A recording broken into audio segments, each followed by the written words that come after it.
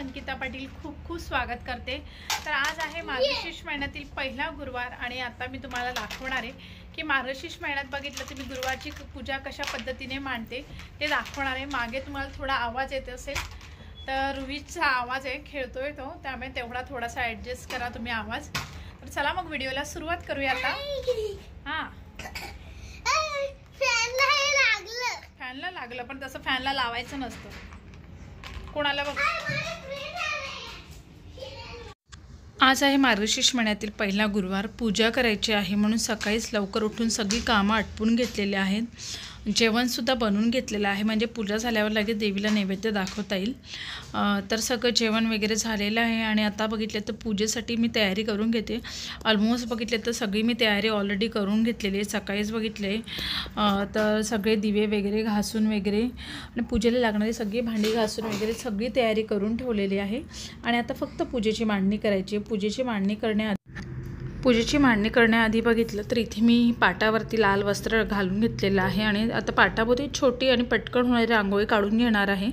तर तुम्ही बघू शकता पाटाभोवती मस्त सुंदर अशी वेल आणि फुलांची अशी छोटीशीच रांगोळी काढून घेतलेली आहे। आता पूजेची सगळी तयारी मी सकाळीच करून ठेवलेली आहे। आता पूजेसाठी जेवढं साहित्य लागतं ते सगळं साहित्य मी वरती टेबलावरती ठेवलेलं। आता हे सगळं साहित्य मी खाली पाटाजवळ आणून ठेवते म्हणजे पूजा करताना वारंवार उठावं लागणार नाही आणि सगळी आपली पूजेची तयारी झालेली आहे। तर इथे बघा पूजेसाठी मी समई दिवे घेतलेले आहे, त्याचप्रमाणे फुलं घेतलेली आहे आणि छोटासा करंडा घेतलेला आहे, 5 प्रकारची फळं, त्याचप्रमाणे गुळ खोबऱ्याची वाटी घेतलेली आहे, अगरबत्ती घेतलेली आहे आणि इथे कलश घेतलेला आहे। तांब्याचा कलश माझ्याकडे आहे, तो कलश घेतलेला आहे, त्याच्यामध्ये पाणी दुर्वा घातलेला आहे, हळदी कुंकू घातलेला आहे आणि तांदूळ घालून घेतलेला आहे, सुपारी आणि आपल्याला त्याच्यामध्ये नाणं घालून घ्यायचं आणि त्यावर 5 प्रकारची पानं आपल्याला ठेवून घ्यायची आहेत। 5 प्रकारची पानं ठेवल्यानंतर मी एक श्रीफळ घेतलेलं आहे आणि श्रीफळाला आपण देवीचा मुखवटा लावून घेणार आणि देवीचा मुखवटा लावल्यावर एवढं छान मस्त वाटतंय। मला जसं जमेल तसं मी ते सजवून घेतलेलं आहे आणि इथे बघा पूजा करण्याआधी मी इथे बघितलं तर दोन्ही समया प्रज्वलित केलेल्या आहेत। दोन्ही समया प्रज्वलित झाल्यानंतर आपण पूजेला सुरुवात करणार आहेत। एका पाटावरती मी थोडेसे तांदूळ घेऊन बघितलं तर तांदळामध्ये हळदी कुंकू वाहून कलशाची स्थापना करून घेतलेली आहे, म्हणजेच आपल्या देवी मातेची स्थापना करून घेतलेली आहे। घरातसुद्धा माझ्याकडे लक्ष्मीची एक छोटीशी मूर्ती होती, तर लक्ष्मीच्या छोट्याशा मूर्तीची सुद्धा आपल्याला स्थापना करायची म्हणून मी आणखीन एक छोटा पाट घेतलेला आहे, त्यावर तांदूळ ठेवून बघितले तर देवीची स्थापना करून घेणार आहे। तांदळावरती मी तसंच न ठेवता थोडंसं हळदी कुंकू वाहून घेतलेलं आहे, हळदी कुंकू वाहून आपण त्यावर देवीची स्थापना करून घेणार आहे आणि पूजा करत असताना खरंच घरातलं वातावरण प्रसन्न होतं।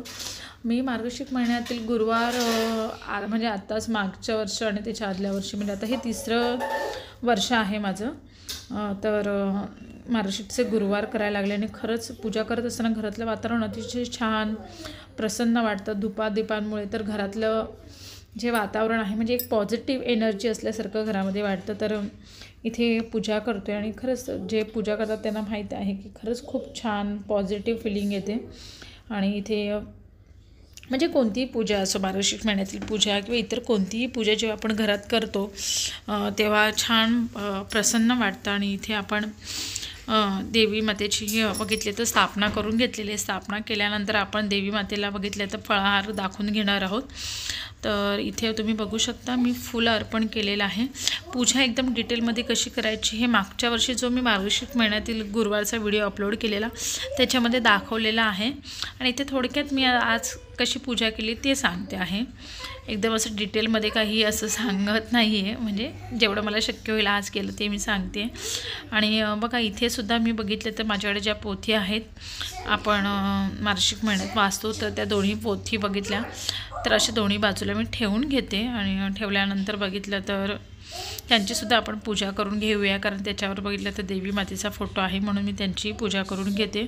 हळदी कुंकू वाहून घेतलेलं आहे आणि आता फुलंसुद्धा आपण बघितलं तर देवाला अर्पण करूया। खूप छान म्हणजे मला जसं जमेल तसं मी सजवते वगैरे आणि इथे जो खणाचा करंडा होता तो करंडा मी देवीच्या इथे ठेवून घेतलेला आहे आणि त्यानंतर बघितलं तर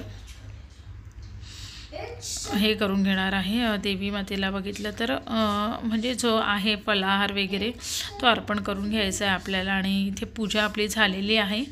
आता पूजा झाल्यानंतर दोन्ही दीप प्रज्वलित केलेले, समया प्रज्वलित झालेले आहेत।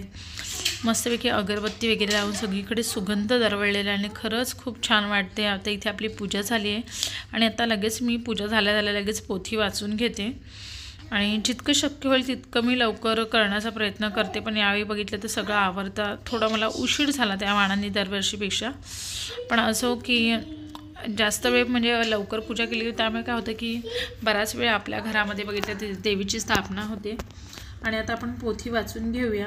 आणि पोथी वाचून झालेली आहे माझी। आणि आता पोथी मागच्या आपल्या व्हिडिओमध्ये मी पोथीचं वाचन केलेलं, ते पूर्ण वाचन तुम्हाला दाखवलेलं। तर यावेळी काय मी ती व्हिडिओ टाकली नाही आहे। आणि आता देवीची आरती वगैरे म्हणून घेते। देवीची आरती वगैरे करून घ्यायची आपल्याला। आणि देवीची आरती केल्यानंतर लगेच आपलं जेवण बनवूनच झालेलं आहे, तर आपण देवीला नैवेद्य घालून घ्यायचं आहे। आणि नैवेद्य दाखवून घेते मी। आणि इथे सगळी आपली पूजा झालेली आहे। तर असं पाण्याने मी एक चौरस काढून त्याच्यावर बघितलं तर नैवेद्य दाखवून घेते। आणि जो काही नैवेद्य बनवलेला आहे घरी तो देवाला अर्पण करून घेणार आहे। आणि आज संध्याकाळसाठी काहीतरी गोडाचा पदार्थ बनवायचा आहे म्हणून मी बनवणार आहे गाजराचा हलवा।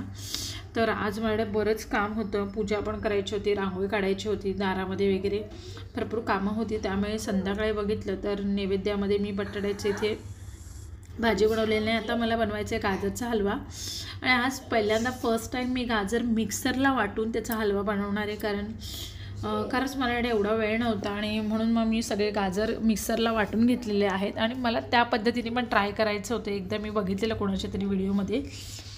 तर त्यासाठी मी सगळे गाजर मिक्सरला वाटून घेतलेले आहेत, मिक्सरला बारीक करून घेतलेले आहेत। आणि आता मी गाजरचा हलवा बनवते। तर कुकरमध्ये तूप घातलेलं आहे आणि तूप घालून घेतल्यावर आता मी त्यामध्ये मनुके घालणार आहे। मला मनुके पण आवडतात हलव्यामध्ये, तर मनुके आणि ड्रायफ्रूट्स घालून घेणार आहे। सगळे ड्रायफ्रूट्स आता मी बारीक वगैरे करून घेतलेत, मनुके वगैरे घालून आता मी मस्त गाजराचा हलवा बनवणार आहे। सगळे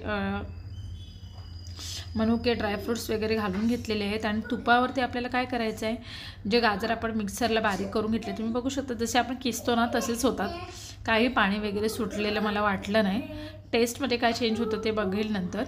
तर आता सगळा तुपावरती हा जो गाजर आहे तो मस्त छान तुपावरती परतून घेणार आहे। आणि ते तुपावरती सगळा गाजर व्यवस्थित परतून घेतलेला आहे तुम्ही बघू शकता। आणि आता यामध्ये मी घालून घेते आहे जायफळ, शोधते मी तर जायफळ मिळाले आहे। जायफळ आणि वेलचीची पूड घालून घेणार आहे। तर इथे मी जायफळ किसून घालते आणि गाजराच्या हलव्यामध्ये जायफळ एकदम भारी लागतं, मला तरी खूप आवडतात। तर इथे मी जायफळ किसून घातलेलं आहे आणि इथे जायफळ आपण किसून घातलेलं आहे। आणि आता यामध्ये घालणार आहे थोडीशी वेलचीची पूड। वेलचीची पूड घालून घ्यायची आहे आपल्याला, हवं तर नंतर पूर्ण हलवा झाल्यावर नंतरसुद्धा घालू शकता, पण मी आत्ताच घालून घेते। तर वेलचीची पूड इथे मी घालून घेतलेली आहे।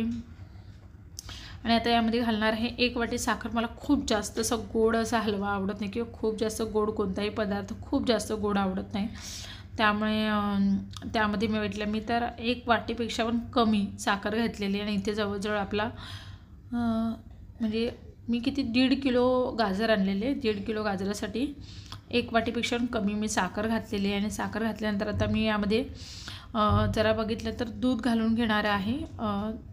जेवढी मी साखर घेतली तेवढंच दूध घालून घेतलेलं आहे, जास्तही दूध घालत नाही, नंतर मग कधी खूप गाजराला पाणी वगैरे सुटून बघितलं तर मग बराच वेळ गॅस चालवून ते बघितलं तर आठवावं लागतं। त्यापेक्षा बघितलं तर 1 वाटीपेक्षा कमी जेवढी मी साखर घेतली तेवढं दूध घेतलेलं आहे। आता किसलेले गाजर, दूध, साखर, जायफळ, वेलची पूड घालून घेतलेले आहे। आणि इथे जवळजवळ पाववाटी मी दूध पावडर घालून घेतले। दूध पावडर घातल्यानंतर हे सगळं व्यवस्थित मिक्स करून घ्यायचं आहे। आता पूर्ण व्यवस्थित मिक्स करून कुकरला बघितलं तर 1 शिट्टी देऊन द्यायची आणि 1 शिट्टीमध्ये आपला गाजरचा हलवा रेडी होतो। इथे आपला गाजरचा हलवा छान असा मस्त असा गाजरचा हलवा रेडी आहे। आणि तर आता आपण देवीला नैवेद्य दाखवून घेऊया।